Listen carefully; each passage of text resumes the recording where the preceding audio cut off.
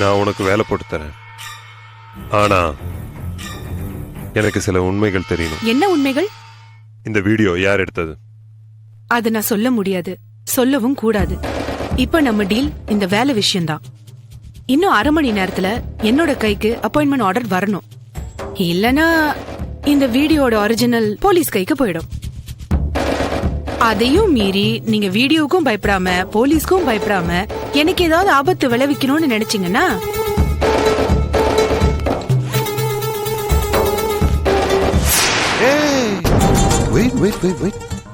உங்ககிட்ட இவ்வளோ பவர்ஃபுல்லான வீடியோ ஆதாரம் இருக்குன்னா நான் என்ன பண்ண போறேன்? நான் உன்னோட எல்லா டிமாண்ட்ஸ்க்கும் ஒத்துக்கிறேன். இந்த கம்பெனில ஹியூமன் ரிசோர்ஸ் டிபார்ட்மெண்ட்ல ஒரு போஸ்ட் வேக்கண்டா இருக்கு. அதுக்கான இன்டர்வியூ தான் இது எல்லாமே. ஒரு 80,000 சேலரியில உனக்கு ஒரு ஜாப் அரேஞ்ச் பண்றேன். Is that okay? Okay sir. Phone.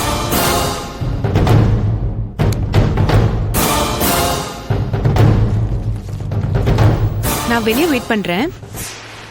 Appointment order அனுப்புங்க. சாரு,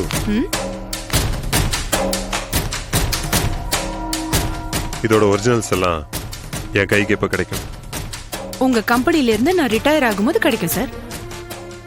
இது சரியான பதில் இல்ல சாரு. சார், எனக்கு அப்பாயின்மெண்ட் லெட்டர் கொடுத்த கையோட என்கிட்ட இருக்கிற இந்த வீடியோ, நான் உங்களை மிரட்டினது நீங்க எல்லாத்தையும் மறந்துடலாம். உங்களால எனக்கு எந்த பிரச்சனையும் வராத வரைக்கும் என்னால உங்களுக்கு எந்த பிரச்சனையும் வராது. அந்த கொலையை நீங்க எதுக்காக பண்ணீங்கன்னு எனக்கு தெரியாது. அது எனக்கு தேவையில்லாத விஷயம் வேற. எனக்கு என் ஃபேமிலி தான் முக்கியம். Anything else sir? நோ. இன்னும் 10 நிமிஷத்துல அப்பாயின்மெண்ட் ஆர்டர் உங்க கையில இருக்கும். Thank you sir. நான் வெளியே வெயிட் பண்றேன். ஓகே.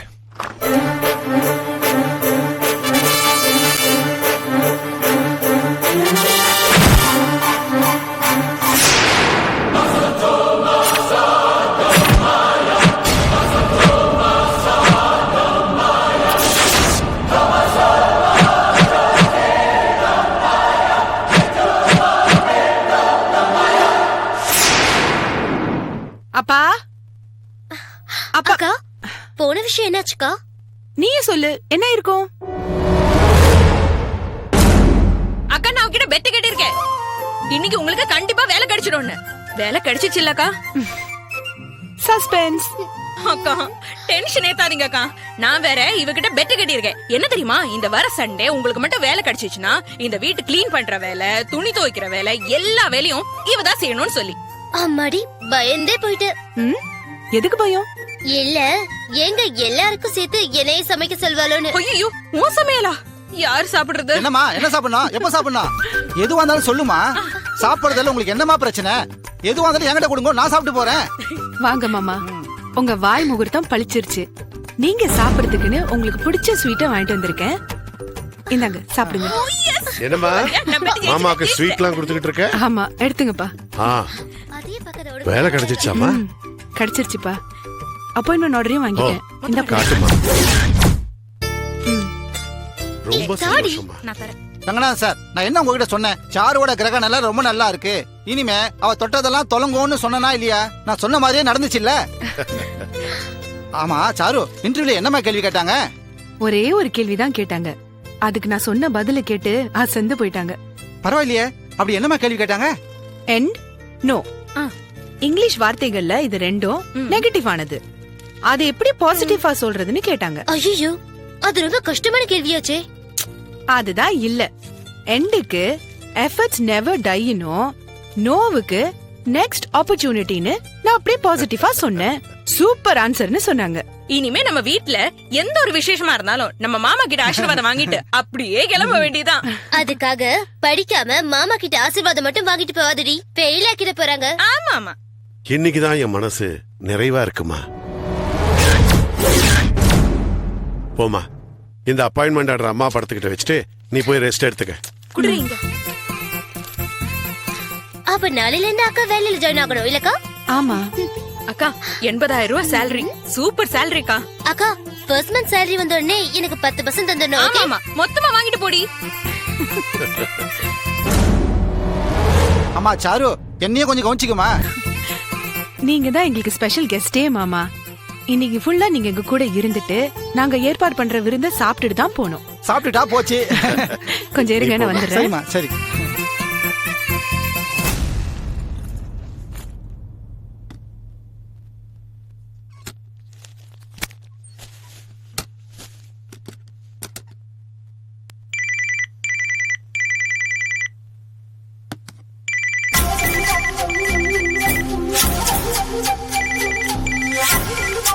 ஹலோ, என்ன சாரு, வீட்ல நிலைமை எப்படி இருக்கு? அப்பால இருந்து தங்கச்சிங்க எல்லாருமே பயங்கரமா ஹாப்பியா இருக்காங்க. பத்தாததுக்கு பக்கத்து வீட்டு அங்கிள் வேற இந்த விஷயத்தை கேள்விப்பட்டுட்டு அவரு ஜோசியம் சொன்னதுனாலதான் வேலை கிடைச்ச மாதிரி குதியோ குதின்னு குதிக்கிறாரு. இனி உனக்கு எந்த பிரச்சனையும் இருக்காது. ஆமா, ஆனா எனக்கு தான் கொஞ்சம் திக்கு திக்குன்னு இருக்கு. எதுக்கு திக்கு திக்குன்னு இருக்கு? அந்த எம்டி சங்கரை நினைச்சாதான். பயப்பட வேண்டியது நீ இல்ல, அவன்தான். அதுவும் எனக்கு தெரியுது. ஆனாலும் ஒரு கருப்பு பூனை மாதிரி அடி மனசுல இருந்து ஒரு பயம் எட்டி பாக்குது. கரெக்ட். அந்த பூனைய தலையிலே தட்டு.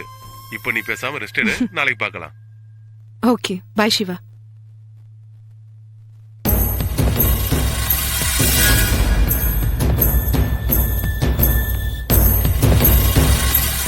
என்னையா இவளை பார்த்தா பழைக்க மாட்டா போல தெரியுதே. ஆமா, நாம வேற அப்பா அம்மான்னு சொல்லி தொலைச்சிட்டோம்.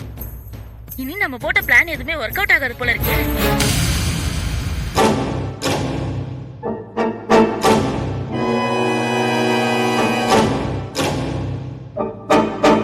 இவ பணம் ஆயிட்டா அத வேற தூக்கிட்டு ஊர் ஊரா சுத்திட்டு தெரியணுமே.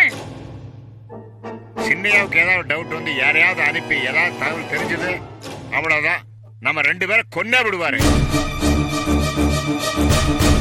இப்ப என்ன பண்ணலாம்? சரி சரி, யாருக்கும் தெரியாம 2 பேரும் எஸ் ஆயிடலாம் வா.